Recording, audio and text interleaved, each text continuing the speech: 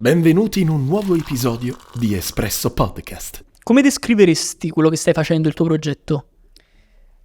Allora, io oggi faccio un mestiere ibrido, nel senso che quando mi devo sparare la posa dico faccio il project manager, che non significa niente.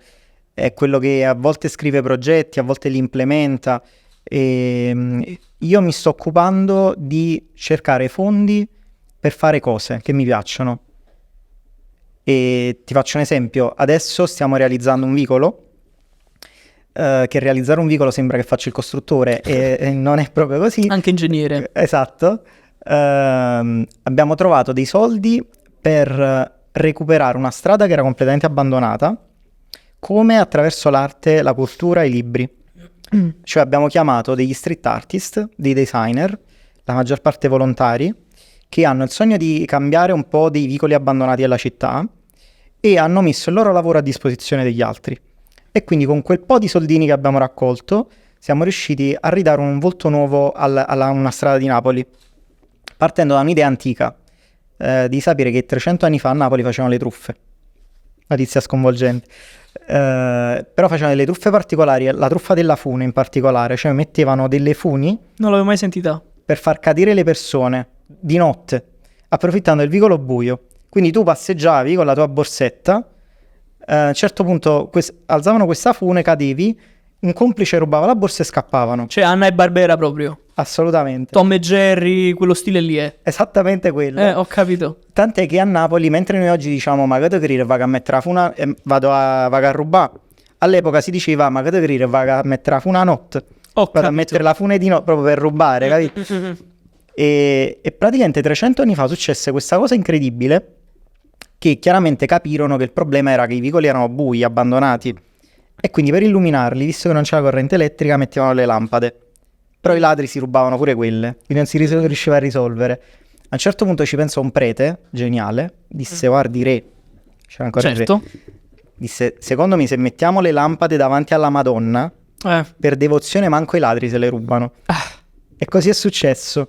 Quindi sono nate le edicole votive, cioè le Madonne con la luce davanti, ed è successo che i ladri effettivamente non riuscivano più a rubare, perché Napoli facevano a gara i vicoli a illuminare queste Madonne per strada, e quindi Napoli è diventata la città più illuminata d'Europa, e i quartieri facevano a gara, e nascevano le Madonne, e le mamme dicevano a Maronna t'accompagna. Perciò poi, ok. Da qui nasce il detto. A Maronna t'accompagna.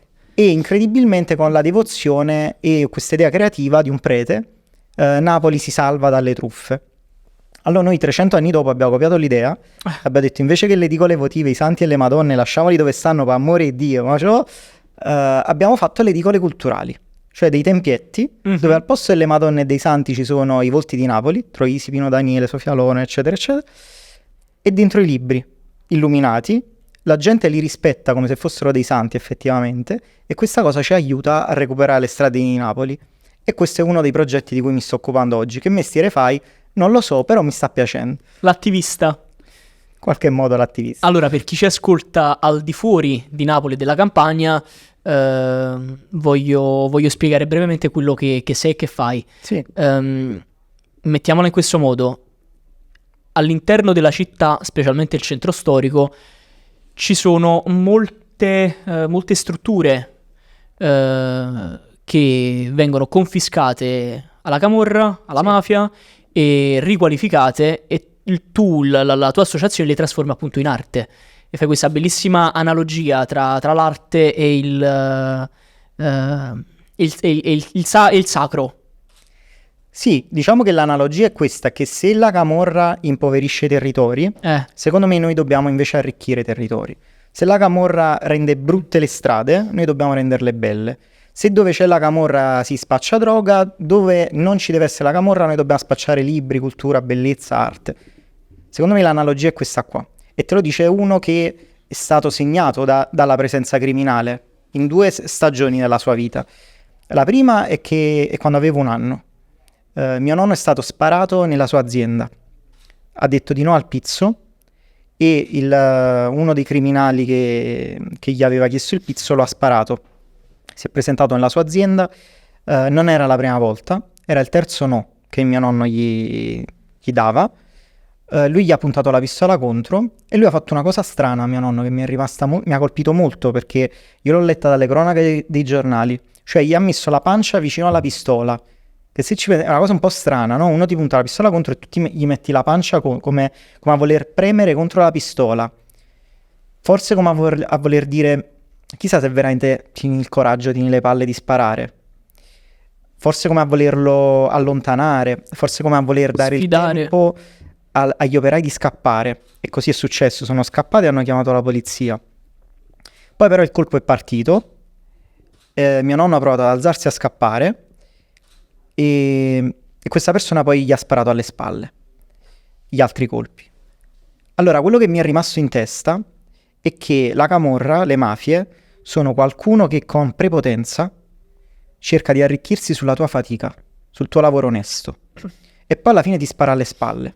In qualche modo vuole mangiare su di te, si vuole arricchire su di te, sulle persone oneste per bene. E quindi questa cosa mi ha molto colpito, perché da una parte naturalmente sono molto orgoglioso di avere un nonno di cui posso raccontare questa storia. Dall'altra parte però onestamente preferirei avere un nonno che un eroe di cui raccontare, e quindi ho fatto un po' una promessa ideale a mio nonno che non ho mai conosciuto, e la promessa è questa: di tentare di fare in modo che ci siano sempre meno nipoti a dover rinunciare a un nonno, sempre meno figli a dover rinunciare a un genitore per mano dei mafiosi, per mano dei criminali. Cioè di costruire una città che in fondo non ha bisogno di eroi, una città normale, dove le persone entusiaste, creative possano realizzarsi, dove non ci siano, come dire, raccomandazioni, padrini. Fare un po' la mia parte. Secondo me, ecco, se ognuno fa la sua parte e quindi la nostra città non ha bisogno di eroi, le cose cambiano in un modo sano, senza bisogno di, no, che tu fai chissà che. Ognuno fa la sua parte, ognuno si realizza. E se ci pensi, in fondo, per me questa è l'essenza della felicità. Cioè per i greci, felicità era eudaimonia, significa significa buono, daimon è il demone. Per i greci ognuno di noi aveva un demone dentro di sé, cioè una cosa che ti appassiona, ti realizza, che quando la fai il tempo vola veloce, non te ne accorgi manco che sta passando il tempo. Eudaimonia è felicità, cioè quando realizzi bene il tuo demone, quello per cui sei nato. Allora, io sogno una città dove ognuno di noi non debba scappare, non debba, capito, fare cose strane, eroiche o andar via, ma una città in cui ti puoi realizzare, puoi essere felice. Possiamo dire che Napoli è cambiata molto da 10 anni a questa parte? Assolutamente. Perché la sto vivendo con molta più serenità, con molto più orgoglio, ma non per la moda che è Napoli adesso a Milano, all'estero, al nord Italia. Per me, anzi, questa è quasi una sorta di razzismo che stiamo vivendo implicito, ok? La vivo una cosa molto... non lo so, è strano, nel senso mi stai adulando, mi stai apprezzando, quando in realtà siamo sempre stati così. Stai ora apprezzando il bene, le cose positive di questa città che in realtà ci sono sempre state, però c'è anche da dire che è da poco, relativamente poco, che effettivamente ci sono meno problemi anche sociali all'interno della città. Non so se è dovuto al fatto che la città si è arricchita e si stanno bene o male arricchendo tutti grazie al turismo, o io cerco sempre il significato più vicino. La tua idea qual è? Sarà sicuramente un misto di cose. Sarà sicuramente il turismo, che però sicuramente è stato aiutato dai ragazzi come te, che fanno attivismo e che aiutano questa città a splendere e a brillare ancora di più, probabilmente. Io questo non lo credo, perché non credo che siano dei singoli ad aver influito, per quanto... Wow, spoetizzante al massimo! No, invece è molto poetico, perché ha a che fare con una cosa che riguarda tutti, che non riguarda il singolo. Cioè? Cioè nel senso che Napoli vive un momento magico, ma è un momento più largo di noi, singoli attori di questa, come dire, di questo film. Cioè Napoli vive un momento magico perché ha vinto lo scudetto, perché c'è stato un flusso di turisti incredibile, perché hanno riaperto dei luoghi storici, perché sono nate delle nuove tratte aeree che prima non c'erano, hanno portato un turismo internazionale qui, per tante ragioni. Però il combinato di tutte queste cose, diciamo, ha valorizzato i singoli. Ci sono sempre stati dei singoli che hanno lottato. Però quello che secondo me succede quando le cose cambiano davvero è che si innesca uno storytelling che poi colpisce anche quelli che non c'entrano niente, che si sentono coinvolti. Non so se ti ricordi quando... Tutta l'Italia in questo caso, per me è coinvolta, nel senso al far diciamo primeggiare ancora di un po' più. Napoli. No, Davide, a me non mi fotti proprio. Secondo me sì, invece. Non la voglio vivere né vedere così, perché sennò si crea una cosa che odio. Cioè? Si crea la competizione tra città e tra nord e sud. Ok. Che allora... Che non c'è. C'è, ma c'è perché continuiamo a parlarne. Tutti. Vedi, pure qui lo sto facendo, noi giù e voi su. Perché effettivamente è iniziata così. È sempre stata così. Però ora che noi siamo le nuove generazioni, è il momento forse di smetterla. E di iniziare a parlare, che poi ne abbiamo già parlato al podcast, abbiamo ricevuto anche molti commenti sotto i video, sotto gli shorts, di persone che scrivono: sì, però io mi sento fiero di essere napoletano, sono contentissimo di essere napoletano. Anche io sono contento di essere napoletano. Vorrei iniziare a parlare di italianità oltre che di napoletanità. Certo, ma potremmo allargare il tema e dire vorrei incominciare a parlare di Europa come modello di civiltà, eccetera. Questo va benissimo, però non bisogna far finta che Napoli non sia Napoli, perché guarda che Napoli è stato un regno. Cioè, Napoli ha avuto dei primati incredibili. Storicamente siamo diversi, effettivamente. E non sto parlando della prima tratta Napoli-Portici di cui parlano tutti, sì, qua abbiamo avuto... Non è tanto questo, è che Napoli è stata crocevia di mille cose. Ok, il primo porto romano dell'impero romano era a Pozzuoli. Significa che da qui sono arrivati da tutto il mondo, tutte le religioni, tutte le spezie, tutte le tradizioni a Pozzuoli. Siamo forse la città italiana con più influenze, con più contaminazioni, e vedi, questo ha qualcosa da insegnarci. Le contaminazioni sono cose belle, la paura del diverso è una cosa da ignoranti. Ciò che di più meraviglioso, ed è scorretto dirlo ma forse rende l'idea, nasce dall'incontro tra i diversi, tra i contrasti, tra chi non la pensa uguale, tra chi non parla uguale. E se ci vedi, il napoletano c'ha dentro il francese, lo spagnolo, c'ha dentro tante cose e forse lo rende bello. Il tedesco. E lo rende bello per questo. Napoli è capitale, storicamente è stata capitale, ma forse Napoli è capitale proprio della cultura, dico di più, delle culture in Italia. E sì, Firenze è il gioiello d'Italia, e sì, Roma è stata la capitale di un impero e del mondo per tanti secoli. Ma Napoli ha un'unicità che trovi nelle persone che ci vanno via e che non hanno nostalgia semplicemente di casa e della famiglia. Hanno una strana, indefinita, vorrei dire quasi morbosa, malata nostalgia della città. E come si fa ad avere una nostalgia della città? Che te manco San Pietrino, la pizza, ma non è non è la pizza, non è San Pietrino. No, è un insieme di cose, è la magia che è la nostra città, nel senso ti manca spesso anche bestemmiare nel traffico perché le strade fanno schifo e perché ci parcheggiamo male e perché i vicoli sono stretti e perché facciamo i furbi. È una magia, è tutta una magia, nel bene e nel male. Però la battuta pronta, ma ti manca, è un atteggiamento, è quello che De Crescenzo chiamava la napoletanità, che non appartiene a Napoli, è un atteggiamento di vita. E qua lo respiri, qua lo tocchi anche in altre parti del mondo, ma qua lo tocchi, lo vedi, lo vivi e ci sta. Sai forse questo nostro campanilismo a chi assomiglia? A quale altro nel mondo assomiglia? Forse ce l'hanno solo gli americani. Forse solo gli americani sono così... Ecco, loro sono più nazionalisti. Gli americani sono patriottici. L'America. Noi non siamo tanto patriottici. No, immaginati Napoli, cioè come se Napoli fosse lo Stato. In quel caso sei patriota. Ok?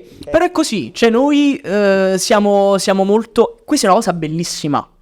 Però ecco, veniamo poi visti un po' come pagliacci nel resto dell'Italia, perché ce la cantiamo, ce la suoniamo. E questo però secondo me nasce, sai da cosa? Dal riconoscere le peculiarità di Napoli e la sua storia come una fotografia del passato, cioè come qualcosa che c'è e rimane lì. E infatti a volte, come dire, diventano i Pulcinella, no?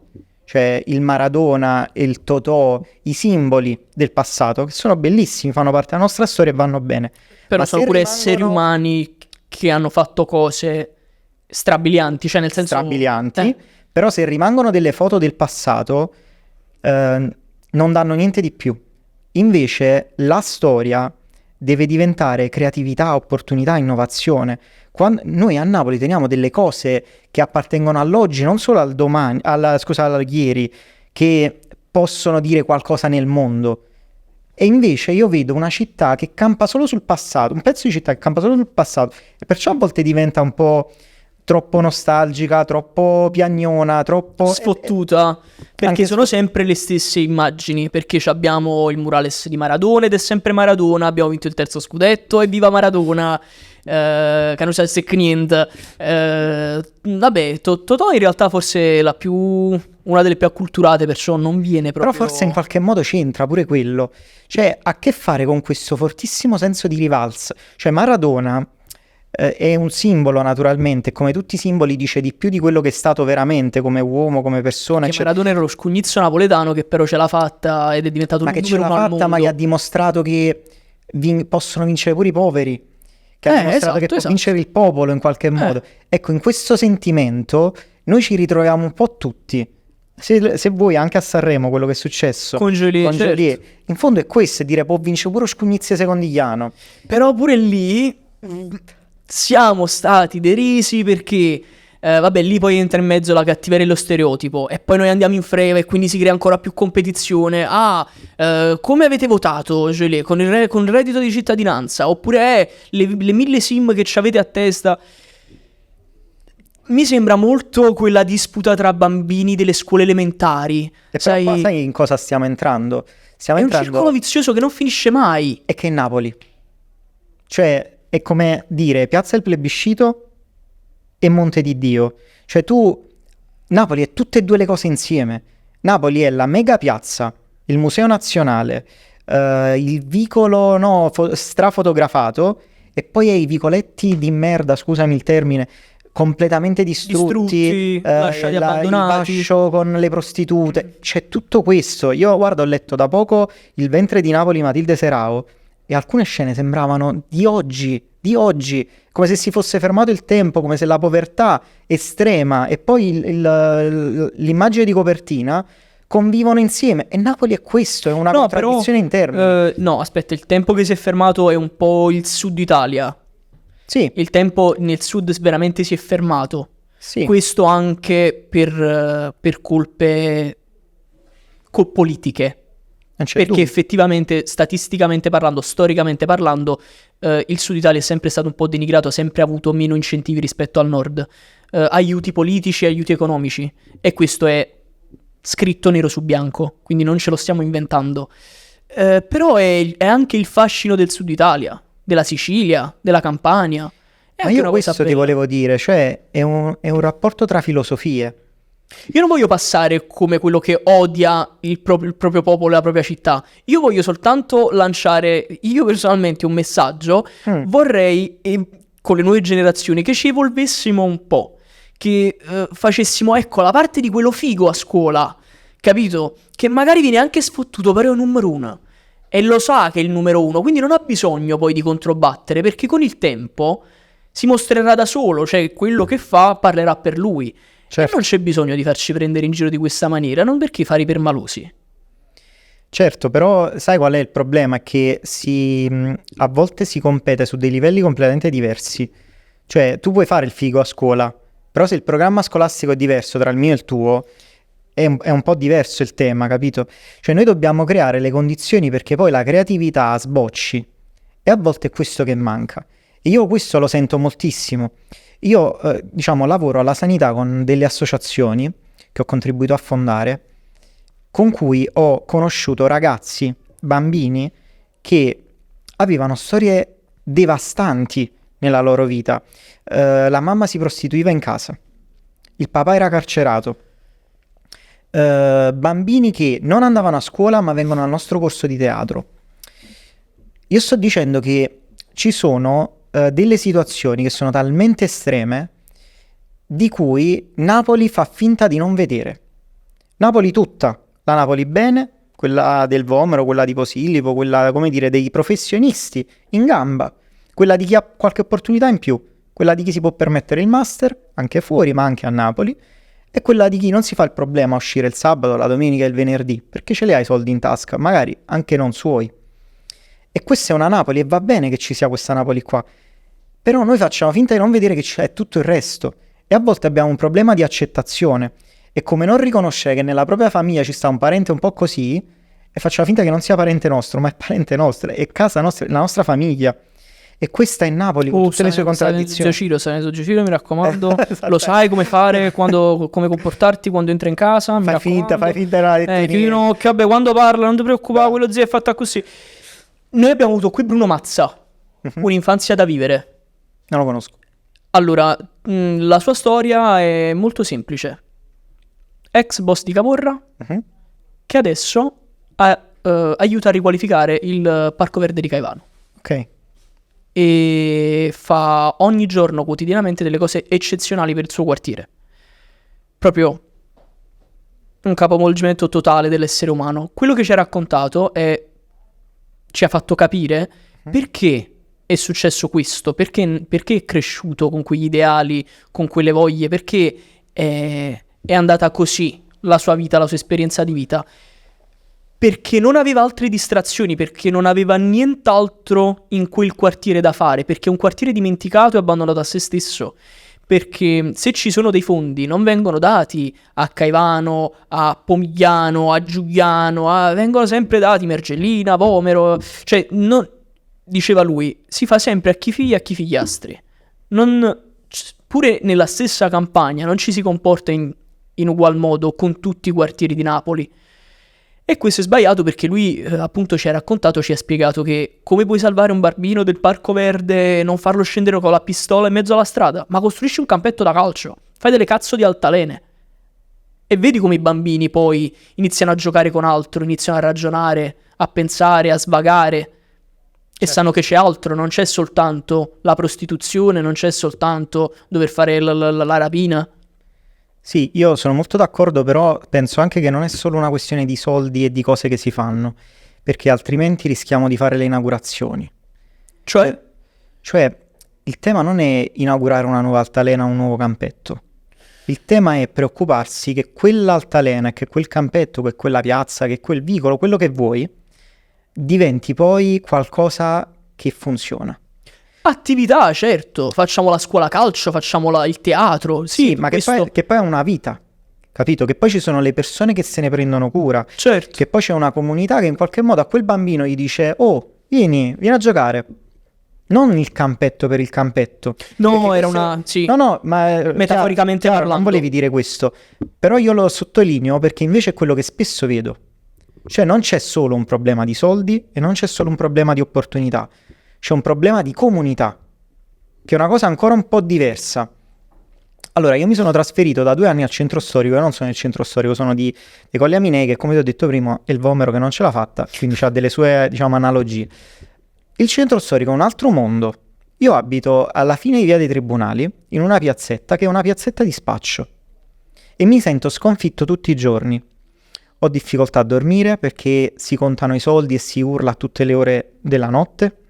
Se chiami i carabinieri ti staccano il telefono quando sentono il nome di quella piazza.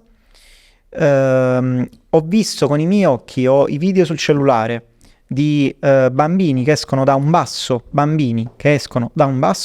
con i motorini, ovviamente truccati, bambini senza casco e pigliano questi motorini senza patente, che cominciano a sfrecciare per via dei tribunali.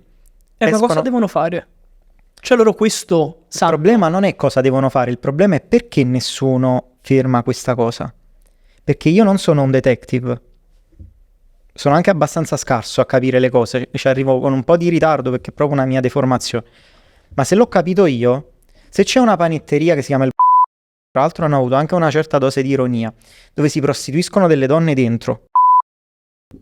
Una panetteria chiusa di giorno, aperta di notte, con dei teli davanti, le luci psichedeliche dentro. Come lo fanno questo pane? Ci ballano sopra? Non ci vuole un detective a capire queste cose, però ci vuole, come dire, secondo me molto coraggio a bendarsi gli occhi continuamente, a fare finta che quel pezzo di terra sia, come dire, un posto dove non c'è accesso per le istituzioni, per la normalità, per i diritti, per i doveri. Però questo è Napoli, è un pezzo di Napoli.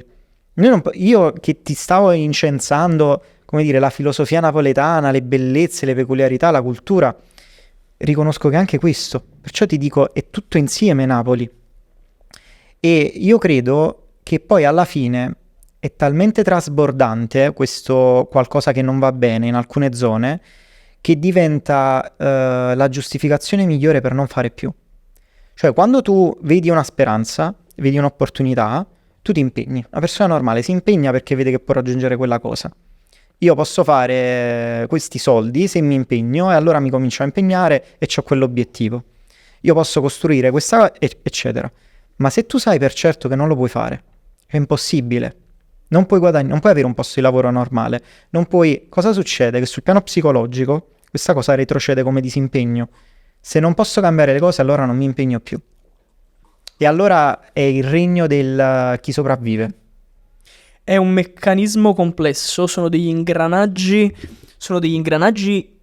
che si incastrano tra di loro, sono troppi, sono tanti, e si incastrano in modo talmente complesso che tu non puoi smuovere niente, perché se tocchi la minima cosa se ne crolla tutto. E questo è lo storytelling che appartiene a determinate zone della città. Cioè non si può cambiare perché così è. Guarda, io invece sono convinto del contrario, sono convinto che le cose cambiano e noi lo stiamo dimostrando adesso perché l'8 marzo è la festa della donna. Noi inauguriamo il vicolo dedicato alle donne che hanno fatto la storia, un altro vicolo della cultura. Un vicoletto che collega Via Duomo al Museo Diocesano. Vicoletto Donna Regina. Tra l'altro Donna Regina dedicato alle donne, diciamo, c'ha una sua magia. Ma la difficoltà che abbiamo avuto è incredibile. Noi abbiamo disegnato i volti di alcune donne simbolo, abbiamo messo le edicole con i libri di cui ti ho raccontato prima, abbiamo fatto un intervento di pulizia, abbiamo recuperato il muro, insomma abbiamo fatto tanto. Ma la difficoltà, il giorno dopo aver dipinto, noi abbiamo trovato le bombolette sui muri. 2 giorni dopo aver dipinto, noi abbiamo trovato il muro, la strada completamente piena di escrementi dei cani. C'è una signora di fronte che dopo che ha pulito a terra prende l'acqua sporca e la butta dalla finestra. Questa è la normalità di quella situazione. Sono persone che sono abituate a vivere così. Esatto. Ma non perché siano cattive. Non sto dicendo questo, però sto dicendo che il nostro stare tutti i giorni lì e il nostro recuperare il muro li mette in difficoltà. Perché è guarda che invece è possibile un'altra cosa. E quando le persone venivano e dicevano vabbè ma potete fare pure il muro mio, potete fare anche quest'altra cosa, noi abbiamo sempre detto noi ci stiamo impegnando, tu che stai facendo? Ci aiuti anche tu, è anche la strada tua, tu che c'hai il B&B lì e che quindi avrai un vantaggio perché è un vicolo che rinasce con la cultura, al turista gli potrai dire hai capito dove sei, qui fuori c'è Frida Kahlo, qui fuori c'è Artemisia, la prima donna che ha vinto un processo per stupro, che ha fatto un processo e vinto un processo in un tempo in cui le donne venivano torturate durante i processi. Artemisia, che era un'artista e quindi dipingeva con le sue mani, ha avuto come tortura lo schiacciamento delle dita mentre le facevano le domande e mentre lei doveva confermare sempre nel 1500. Assolutamente. E questa cosa per un artista che con le mani ci dipinge significa compromettere la sua stessa vocazione, la sua storia, il suo talento. E lei ha continuato a dire sì, mi ha stuprato lui, sì, ho ragione, sì, ho subito una violenza. Pensa che coraggio, che donna, che ispirazione. Tu a telecamere spente mi hai detto una cosa bellissima. Il fatto che non esista ancora, perché stiamo idolatrando tutte queste figure a Napoli maschili, prettamente maschili. Non c'era un vero volto femminile. Non viene mai dipinto, quantomeno non viene mai inserito così come appunto il volto, che sia Maradona, che sia Nino D'Angelo. Iorit ha fatto tutte queste bellissime cose. Ancora non c'era un vicolo, un posto dedicato magari soltanto alla figura della donna, e tu mi dicesti appunto che sarebbe bello, magari proprio per la giornata dedicata alle donne, dedicare questa parte importante della città. Assolutamente, è quello che faremo, ma ti confesso una cosa, io stesso sono andato in difficoltà, perché è molto facile pensare a Pino Daniele, Troisi, Totò, volti tutti maschili, simbolo, incredibili, riconosciuti da tutti. Però se pensi a dei volti femminili, soprattutto non viventi, fai un po' di difficoltà, soprattutto a Napoli. Chi ti viene in mente? Fai un po' di difficoltà a trovarne uno. Ti avrei detto napoletana, però mi vengono viventi, mi viene Sofia Loren. Sofia Loren, che abbiamo messo anche noi nel vicolo della cultura. Sì, non viventi faccio difficoltà. Io guarda, te ne dico due, per Madame esempio. Curie.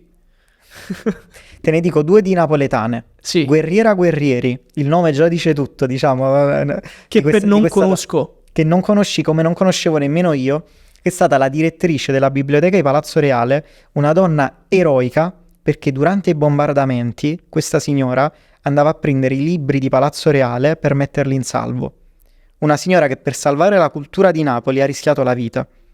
Oppure Maddalena Cerasuolo, a cui è dedicato anche il Ponte della Sanità. Cioè, manco fosse la biblioteca di Babilonia, capito? Portiamo in salvo tutta la cultura. Bellissimo. Una vera e propria eroina che nessuno conosce, ma che noi stiamo mettendo in quel vicolo.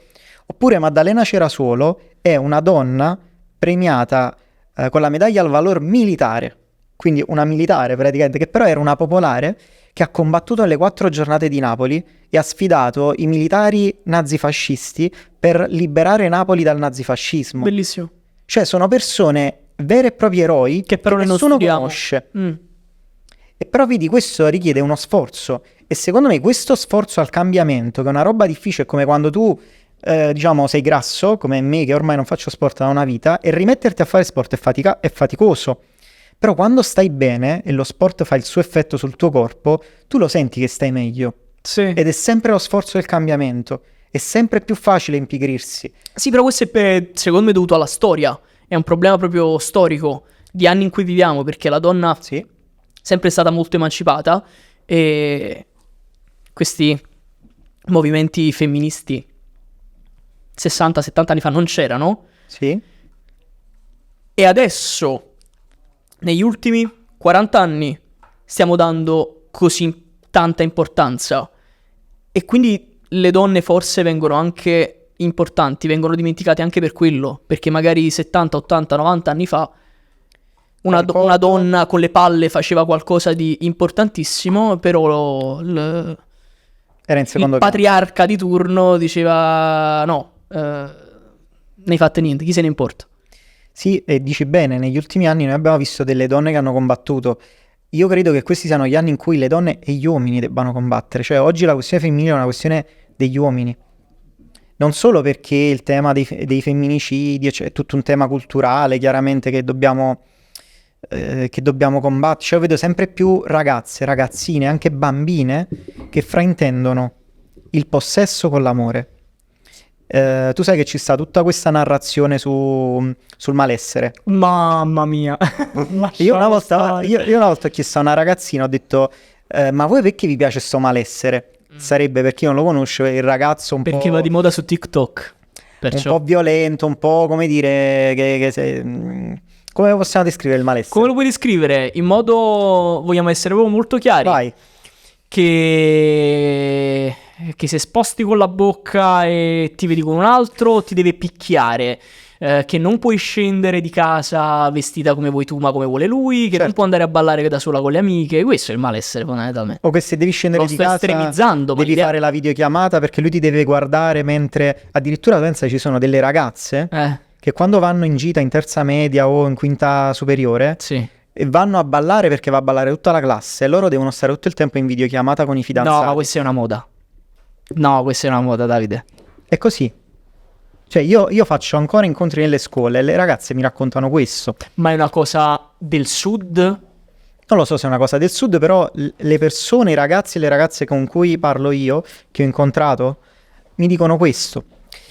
E secondo me questa cosa di fraintendere un sentimento, l'amore, con questa gelosia estrema, con questo possesso, è una cosa molto pericolosa. Torniamo indietro invece di andare avanti, molto semplicemente. Non solo, ma secondo me nasconde un desiderio di paternità. Cioè il padre, per tutti noi, è quello che ti mette dei limiti, quello che ti dice cosa è giusto e cosa è sbagliato, cosa puoi fare e cosa non puoi fare. È un po' il senso del dovere, no? Molte volte manca questa cosa nella vita di tanti di noi, di tanti ragazzi, tanti giovani. Ho capito. E molte volte viene frainteso questo limite con un gesto d'amore. E a un certo punto questo limite, quando si oltrepassa, comincia a diventare pericoloso. E quindi c'è un uomo che ti vuole controllare la vita, un uomo che ti vuole controllare il cellulare, un uomo che vuole decidere come ti devi vestire o come non ti devi vestire. Questo è un grande tema. Perciò dico che oggi il tema delle donne, il tema delle pari opportunità, del femminismo, è un tema nostro. Non perché non appartenga alle donne, ma perché lo dobbiamo combattere noi a fianco a loro, io direi prima di loro. Nel vicolo che inauguriamo l'8 marzo, noi simbolicamente mettiamo una piccola corona su tutti i volti, anche se non sono tutte regine, in vicoletto donna regina, ma per riconoscere un fatto che oggi gli uomini hanno la corona in testa. Anche per quelli come noi, per cui le cose non sono facilissime, che non siamo figli di chissà chi. Ah, siete usciti sul mattino? Sì, hanno scritto di noi, sì, di questo primo vicolo dedicato alle donne che stiamo per inaugurare. E non c'è ancora, ma lì sopra ci sarà una piccola corona. Per dire questo, che dobbiamo riconoscere alle donne una regalità che noi riconosciamo solo agli uomini. Ma perché a parità di lavoro io devo guadagnare di più di una donna? Non ti posso rispondere perché semplicemente non c'è niente da dire, cioè Certo. Mi stai colpendo con un fatto, con la realtà. Che ti devo dire? Sì, nel senso va avanti da un bel po' di tempo, siamo nel 2024. È un mestiere nostro, perché è il mestiere di fare un passo indietro. Cioè tu oggi vedi, qualche anno fa c'era, il presidente degli Stati Uniti era Barack Obama, un cinquantenne. Che è una... È un controtendenza, perché è molto giovane. Molto giovane. Questo volevo dire. Ah, ok. Tu avevi Barack Obama che a 50 anni faceva il presidente degli Stati Uniti d'America. Matteo Renzi che poi ha fatto in quegli stessi anni il presidente del Consiglio, era presidente del Consiglio, è arrivato giovanissimo, non aveva nemmeno 50 anni. E guarda la differenza tra l'uno e l'altro. Giorgia Meloni va bene. Giorgia Meloni ha fatto il ministro dei giovani appena ventenne. Era un'altra stagione, era il tempo in cui si parlava di speranza. Obama parlava di questo. Perché? Perché era il tempo dei giovani. Oggi tu c'hai, guarda gli Stati Uniti, oggi tu c'hai una praticamente novantenne che non si regge in piedi, che ancora vuole fare il presidente, sfidato da un altro quasi novantenne.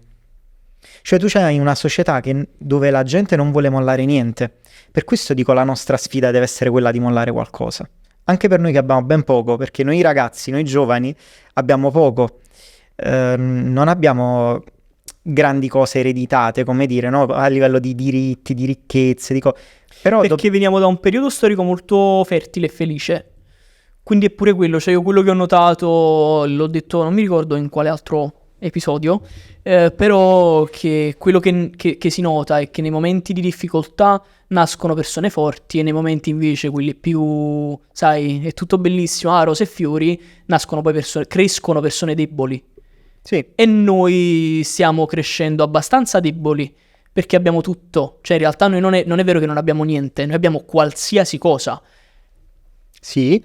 Qui c'hai tutto. Sì. Tutto quello che vuoi lo raggiungi con questo. E questo già è un miracolo. Qui c'hai tutto anche in termini di conoscenza, diciamo così, Sì. no? Oltre che di intrattenimento, di possibilità di conoscere persone. Ma lo strumento ti manca forse... Ti manca la vita reale. Ti manca l'incontro. Ti manca guardare negli occhi una persona. Ti manca non vivere di dopamina, di stimolazione continua. Se parliamo poi di quello, figurati, certo sì. Ora il periodo, sono gli anni dal 2007 che è nato il primo smartphone, che se non mi sbaglio 2007, non mi ricordo, del Don't Look Up. che prima stavamo tutti quanti così, adesso siamo tutti quanti così. Completamente riversi su di noi. Immersi nel telefono. Sì, però vedi, perché io poi dico che questo è... C'abbiamo tutto, però in realtà è una cosa positiva. Devi saperla sfruttare bene, deve essere un mezzo, non deve essere un'estensione del tuo corpo e del tuo cervello. Io sto vedendo i video del... come si chiama? Dell'Apple Vision Pro. Che sono... Li hai visti? L'hai indossato? No, ho visto video su internet, nel ok. senso sui social, vedo che adesso si porta tantissimo filmare i pazzi in mezzo alla strada che fanno cose strane con questo Apple Vision Pro. Si percula anche molto, cioè nel senso non voglio credere che se veramente lo avessi in faccia farei quelle cose che vedo su internet, però ecco, è assurdo che adesso non serve nemmeno più doverlo cacciare dalla tasca, ma averlo tutto il tempo così. Sta Quello non mi diventando piace. un pezzo di noi. No, quello non mi piace, mi spaventa tantissimo. Proprio fa paura. Io adesso non posso manco vedere più i tuoi occhi. Ma non esiste proprio, io non posso vedere il tuo sguardo. Cioè, gli occhi sono la finestra dell'anima di una persona. Cioè, non posso vedere se sorridi con gli occhi, il tuo sguardo, cosa mi stai trasmettendo. Ma stiamo scherzando. Certo. No, non mi piace. E questo è un deficit di empatia che rischia di essere molto pericoloso. Probabilmente, come dire, l'evoluzione di questi strumenti li porterà a diventare qualcosa di molto più leggero. Magari degli occhiali, magari delle cose dove vedi veramente gli occhi delle persone, il loro volto, eccetera. Oggi viviamo però un tempo un po' inquietante, perché la tecnologia sembra da una parte, cioè no sembra, da una parte amplifica le opportunità, dall'altra parte isola le persone. Tu sei come me, una persona che ha vissuto un pezzo della vita nei social, un pezzo della vita fuori dai social. Però, tu sei? 91. Io sono 95. Però noi abbiamo vissuto meno tempo fuori dai social. Sì. Ad oggi abbiamo vissuto meno tempo, cioè più tempo Sui social. sui social che al di fuori. Vero. Eh, Però ti faccio una domanda. I tuoi rapporti... fa paura. No, non è questo. I tuoi rapporti personali, no? Sono cambiati? Del prima e dopo ti sei reso conto di un cambiamento nelle relazioni? È normale, certo. Chi non... In che termini? Com'è cambiato? Sono migliorati, sono peggiorati, sono più intensi, sono meno intensi? Com'è? No, sono molto meno intensi. Nel senso, prima era difficile che tu stavi a cena con un amico e l'amico a un certo punto prendeva e si isolava completamente perché doveva stare al telefono. A cena. Fratello, che stai combinando? Stai di fronte a me, a ma parla o no? Cioè, perché se dovevo stare con una persona a cena così tutto il tempo, tanto valeva che me ne restavo a casa. Ma non è solo questo, perciò dico deve essere un mezzo. Certo. Va bene anche l'Oculus Rift o come cazzo si chiama l'Apple Vision Pro, va bene, che però sia sfruttato e veicolato per qualcosa di più importante, ma non che sia la quotidianità. Io credo ci sia anche un'altra questione, non è solo il fatto che io mi isolo col telefono, che voglio vedere la notifica, voglio la notizia, voglio quello che è, e mi sto perdendo te, che sei la notizia della mia serata, perché se ci siamo visti e te... Bravo, sei la notizia della mia serata, certo. Ma non è solo questo, è che io ho la possibilità 365 giorni l'anno, 24 ore al giorno, di poterti contattare. Ed è più il tempo che non lo faccio che quello che lo faccio. No, ma mica solo quello. Però è importante questo. Importantissimo. Perché metto in rete le persone. Cioè io quando prima incontravo una persona avevo quell'opportunità per dirgli qualcosa, per incontrarlo, per parlarci con una ragazza, quello che è. Io oggi invece ho sempre l'opportunità. E se non lo faccio, il messaggio psicologico che mi passa è: non sei abbastanza importante per me per essere contattata, per essere sentita, eccetera. Quindi indebolisco il rapporto. Perché siamo sempre in contatto, ma in fondo non siamo mai in contatto. Sì. Ed è un pezzo di quello che viviamo tutti. Tu pensa che per il prossimo mese, 31 giorni, puoi stare solo in casa con il tuo telefono e uscire solo forse se ti va per buttare la spazzatura. Stop. Che tristezza. Che ti serve? Ti serve la sedia nuova che fa e poi torni a posto perché ti scocci pure di alzarti in piedi? La ordini. Boop, Amazon e te la porta Certo. dritta nella tua camera e te la monta pure. Certo. Mica te la vuoi montare, mi rompo le palle. Non c'hai bisogno di fare fitness perché sempre con Amazon ti compri dumbbell e un tapirulan e corri pure. Che vuoi fa? Cioè, tecnicamente siamo noi che ci stiamo sforzando a vivere la nostra vita in modo complicato. Siamo noi che vogliamo complicarci l'esistenza. Ma io potrei benissimo da domani non fare più niente e stare soltanto al telefono. Ci posso anche lavorare da telefono e guadagnare. Ed è quello che sta succedendo. Cioè, nelle sue deformazioni più grandi, tu vedi dei ragazzi che per esempio vivono esclusivamente di notte e dormono di giorno, Sì, ne che conosco. passano continuamente il tempo davanti ai videogiochi, magari collegati con altri amici, o collegati con persone da altre parti del mondo. Però poi quello streamer guadagna 30.000 euro al mese. Ok, però ti perdi la vita. Esatto. Cioè, noi ci stiamo dimenticando che la cosa più incredibile del mondo è saper piangere insieme a un'altra persona, condividere un progetto, entusiasmarsi, ma questa cosa non può succedere sul telefono, perché ti manca quella vibrazione che ha a che fare con le relazioni, con l'altro.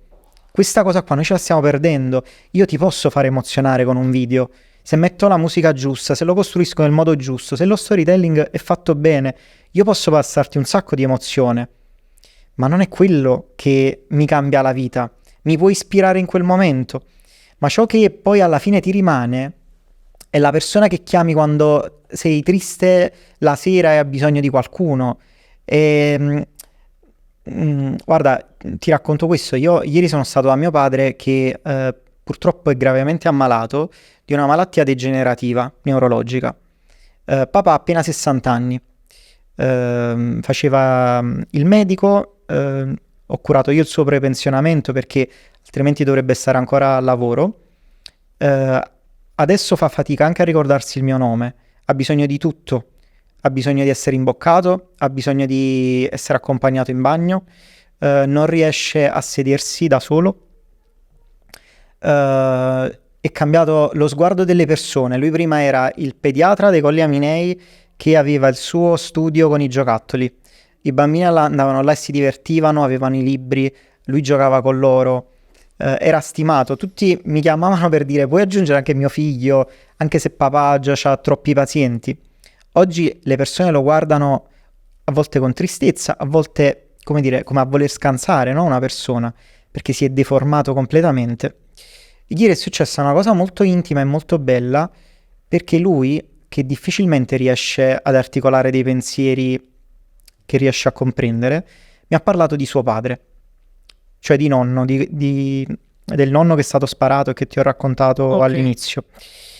Lui mi ha detto una cosa che mi ha devastato dentro, a parte che c'è stato un momento in cui abbiamo pianto tutti e due, è stato per me paradossalmente molto bello, molto vero, molto umano. C'era mio padre lì.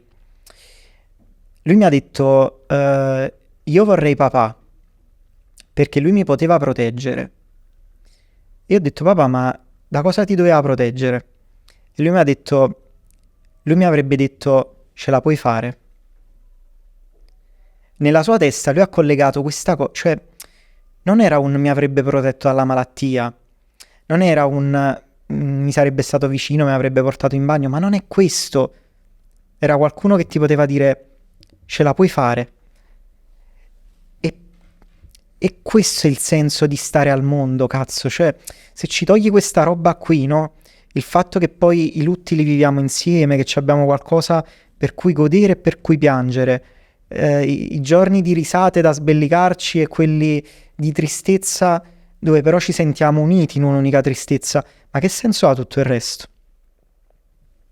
I like, le visualizzazioni, le cose, sì, tutto fantastico, sono tutte opportunità di oggi, però ci stai togliendo l'uomo, e se ci togli l'uomo che ci resta? Personaggio.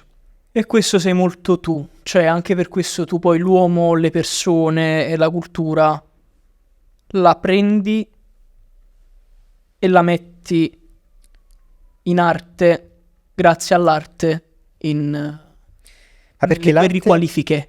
L'arte ha il potere di trasformare le cose, e questo è magico, perché ti fa uscire dalla razionalità.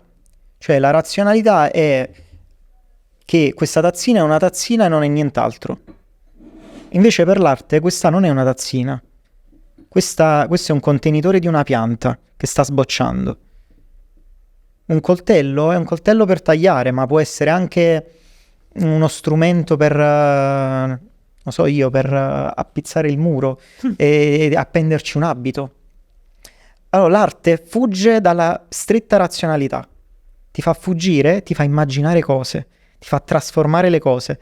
E secondo me questa idea che noi possiamo fuggire, vedi, in una città così complicata, dove ci sono tante contraddizioni, poi tu alla fine puoi fuggire e puoi creare delle cose spettacolari, meravigliose. Ecco, perciò secondo me ha valore un progetto che attraverso l'arte incide nella vita delle persone. Cambi una strada, la illumini un'altra volta, c'è un volto di una donna che ti ispira. Wow, tu, quello era solo un vicoletto, ma è diventato un museo. Quindi Napoli è arte, perché ogni vicolo che giri, ogni muro che guardi è diverso e particolare, è stato pittato, ripittato, utilizzato, sfruttato per artisti diversi. Sì. Però ecco, anche la stradina che magari è abbandonata a se stessa, quello fa pure parte dell'arte di Napoli e della poesia che è Napoli. Certo. Perché viviamo appunto di queste contrapposizioni, di questi cambi repentini di immagine e di umore, cioè come se Napoli fosse viva e stesse cambiando umore in quel momento. Sono triste in un vicoletto un po' così abbandonato, poi giro, vado nel vicolo E questa è poesia. Donna Regina, e questa è poesia. E questa è poesia. Cioè, quindi tu l'8 marzo fai poesia? Noi facciamo poesia, sì. In qualche modo facciamo poesia. Quello è un vicolo, ma non è un vicolo. E questo ti fa fuggire dalla razionalità, dalla cosa che è solo quella e basta. Cioè noi dobbiamo far sognare le persone, e secondo me nel sogno, quando diventa comune, c'è un qualcosa di rivoluzionario e noi vogliamo fare la rivoluzione. Secondo me questa è una delle cose più belle, perché in un tempo in cui tu vedi, cosa ti dice la ragione oggi? Accendi il telegiornale e ti dicono se entro il 2035 non cambieranno le cose, il mondo andrà a puttane. Finiti, sì. E nel frattempo c'è la guerra in Ucraina, e nel frattempo c'è la guerra atroce a Gaza, e nel frattempo la stretta razionalità, le dinamiche umane, i loro conflitti, le guerre, il consumismo becero, e poi però c'è l'arte, la poesia, l'innovazione che ti fa fuggire, magari che ci salverà. Magari mentre tutti pensiamo a come dobbiamo inquinare meno, ci sarà qualche folle artista, anche tecnologico, se vuoi, che ci inventerà una tecnologia nuova che ci salverà il mondo. Non lo so, però io confido nel cuore dell'uomo e in questa sua poesia, perché è quello che ci fa vivere qualcosa di diverso e di nuovo, e secondo me è anche un po' quello che ci salva nella vita di tutti noi. Se pensiamo solo alle cose razionali, quello è. Se pensiamo anche alle cose irrazionali, poetiche, se vuoi spirituali, non so, chiamale come vuoi, c'è qualcosa di altro che possiamo dire agli altri, e questo rende la vita degna di essere vissuta. È qualcosa di non omologabile più, di unico. In fondo noi abbiamo tutti i pollici diversi con le impronte digitali sono tutte diverse. È incredibile, possiamo avere dei tratti simili agli altri, ma questa cosa ci rende unici. Ecco, la nostra irrazionalità, la nostra poesia che portiamo nel mondo ci rende unici, e secondo me quando la realizziamo facciamo un favore pure agli altri. Davide, io sono troppo contento che hai portato qua la tua storia. Grazie mille, è stato molto piacevole. Grazie per essere passato, grazie mille.